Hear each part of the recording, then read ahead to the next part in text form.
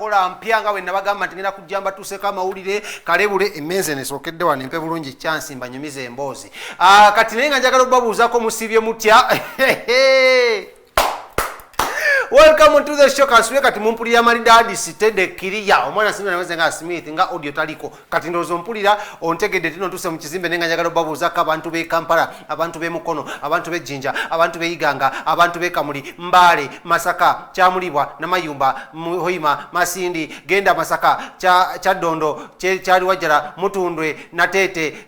Mwena mbabuuzaako mu ngeri y'enjawulo ntino musiibye mutya bamama batata. Let me hope you're all doing very fine. Baganda bange mwena bali planning okudda ku masomero namwe mbabuuzaako mu ngeri ey'enjawulo ennyo. Holiday batwala etya mwaka mupya, happy new year if it's your very first time okubanga otulako wano ku mpewo za BTM TV. Welcome on board. Nze Kabaka Smith abeera kikuttemu kuva ku ssaawa 4 mpaka ssaawa 5 mba nkutwala speed ya waggulu nnyo, speed ya wayiriyiri nnyo nga sizikizanga nkutwala kayirigombe nesitambula nze kanjagala okugamba muno ntambula n'abantu ba mirundi ng'ebiri esatu abateekamu ssente wano ku BTM TV. Olunaku leero njagala nkwanjulire aba Harrod Travel Consultancy bano nga bagamba bakafulu nnyo oli angambye ka speed kanji kale kansalemuko njagala okwanjulira bannaffe aba Harrod Travel Consultants nga bano bakafulu oba bakafiryu mu kutwala abantu mu nsi z'ebweru. Tebafunira abantu mulimu wabweru wa ggwanga wabula bakuyambako mu transportation. Oyagala kozesa motoka, oyagala kozesa nnyonyi, train, oba oyagala kutambula ng'otuuse wantu ogenda sulawa, bino byonna bikwase Harrod Travel Consultants. Bakafulo solo bebuuzaako camping yo wano mu holidays no yabadde nnyingi. Noyinza okubanga gwe holiday yo ejja mu January, ejja mu February, ejja mu March. Kyoyinza okukola kikimu kyokka weekwate bannaffe aba Harrod Travel Consultants bakola ku byennyonyi, bakola ku hotel booking. Njogere kindeke kiŋŋambe kinkirekewa aba Harrod Travel Consultants bakubire ku 0758 666 47 31 0757 0758 666 47 ye namba y'aba Harrod Travel Consultants bajja kuba kutuusaako ate empeereza ey'omulembe kubanga baakikuukamu ne bakakasibwa ne gavumenti ya Uganda n'ekitongole ekikkiriza abantu okutambuza abantu wano mu ggwanga lya Uganda. Sibe bokka. On the other hand, oli oyagala kifaananyi kigenda kunyumira, kigenda kubanga kikola omukolo gw'omulungi, gufaanane fantabulous, gufaanane fantastic. Weekwate bannaffe aba King Montage Studios tusangibwa awo Nankulayo ku bitaala,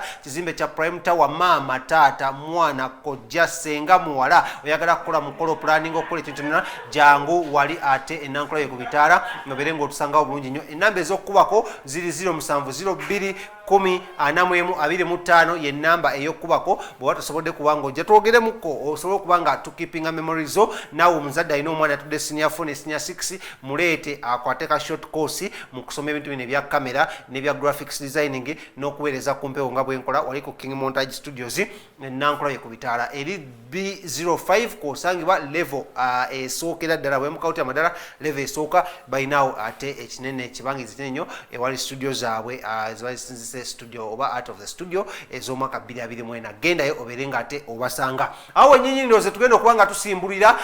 olunaku lw'eggulo nabadde wano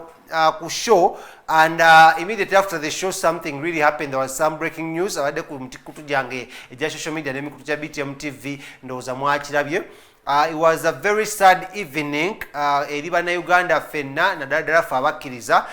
Omukulu amanyiddwa nga Rosias Bujingo yasimattuse, Mukama yamuwadde chance ey'okubiri okubanga akyalaba ku njuba n'omusana. Ne bagamba okufa kintu kitono nnyo bwe kiti era kisobola okubeerawo in only blink of an eye. Olunaku lw'eggulo ssaawa zadde ziyingira ssaawa ndowooza nga 4 n'eddakiika ezigwamu awo, omukulu amanyiddwa nga Pastor Rosias Bujingo wa Canaanland omusumba ngadde ewaka ne bodyguard we. Lwaki ngamba bodyguard? Because omwogezi w'ekitongole kya SFC avuddeyo n'akakasa nti ono abadde Kopolo Muhumuza Richard era ng'abadde amanyikiddwa nga bodyguard wa musumba. Newankubadde wadde obingi ebadde bigambibwa nti nno ono abadde mukadde wa kkanisa era abadde asaba naye, which is okay because ebitongole bino ebyekuuma ddembe bidisguisinga nnyo abantu mu mbeera ez'enjawulo okulaba muno bituukiriza omulimu gwabyo. Oyinza osanga oli osanga wa boda naye nga mbega wa gavumenti, oyinza osanga kyeswa gwenkola naye wano naye nga wa SFC. So omukulu ono yakubiddwa amasasi inna dhillahi wa inna ilaihi raji'un. Mukama omwoyo gwamugulamuza ekisa kubanga yakubiddwa amasasi, kigambibwa mbu amasasi nga 13 ge gamukubiddwa era nga bano emmotoka yateegeddwa abazigu. Pastor Bujingo yasustainizeko small injuries yeddusizza ne munne gwe bali ne mmotoka Richard Muhumuza mu ddwaliro ekkulu ery'Emulago ng'embadde mu bira wano ku BTM ne mawulire gaffe naye olunaku lwaliro akawungeezi avudde nayogerako ko eri eggwanga okwongera okukakasa abagoberezi be abamukkiririzaamu naye fraternity yonene yeggwanga ne bafaanizi be nti akyali mulamu gwe njagala ntandike naye olunaku lwaliro mukuweeko mu bigambo kwebigambo badde bingi nnyo ku intaneti okwo bwe tukoma tugenda kuba tujja tukwe ku reaction z'abantu ab'enjawulo bakyenjagala okugamba kimu nga bwe nagambye eggulo saagala kuno okujjukiza baani bafudde mu nfa eno wabula njagala okugamba nti nno tubeere beegendereza nnyo naddala n'entambula zaffe ne Katonda n'entambula zaffe n'abantu n'engeri gye tutambulamu nga ffe abantu ssekinnoomu oyinza osekera omuntu naye nga gw'osekera takusekera ku mutima so twegendereze nnyo kankwe Pastor Bujingo ng'ayogerako gye tuli oluvannyuma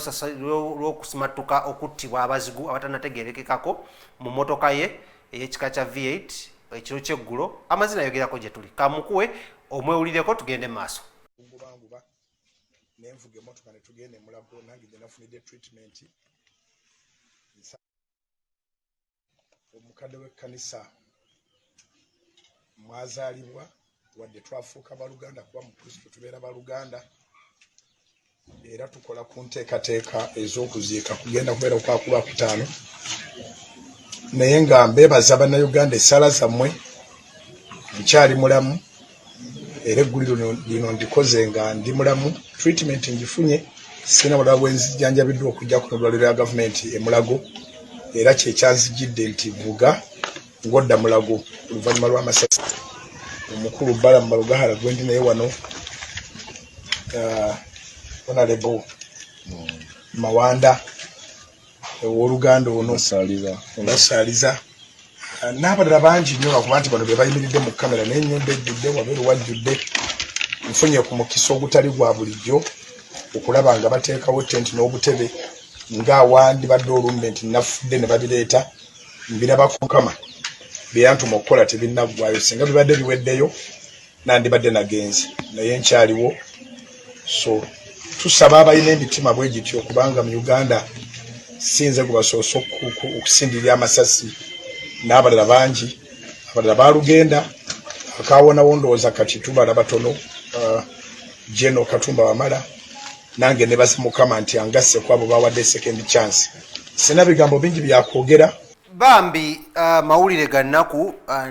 kyannaku nnyo era twagala okunywererwa wamu n'abafamire y'omugenzi Kopolo Richard Muhumuza mawulire gazze bubi era twagala omwoyo gwe Mukama agulamuze ekisa kansuubire nti nno nga wekigambibwa wamu n'abadde mu church abadde yawaayo omutima gwe eri Katonda era nga yalokoka bye nategeddeko muno omukulu omukyala wa Bujingo wa Pastor Bujingo amanyiddwa nga Susan Makula naye azze engulu yamaze n'atereera oluvannyuma lw'okuba nga yabadde aziriseemuko we yategedde amawulire g'okwagala okuttibwa kwa mwami we tegamulese kyekimu wabula wabaddewo controversy kubanga leero waliwo ebifaananyi ebifulumye eyaliko omukyala wa Pastor Bujingo amanyiddwa nga Teddy na Luswa Bujingo nga ne bagamba lwaki ebifaananyi bino biteereddwa mu kana akaseera nga kano and there's been a lot of controversy naddala kuba social media in-laws ne ba social media analytics ebifaananyi bino first of all sina bingi kyabyogerako because anyone can use their social media the best way they want or in any way they want because guba mukutu gwe naye twetaaga okubeera humanity comes in and we have to be human sensitive eri ensonga nga zino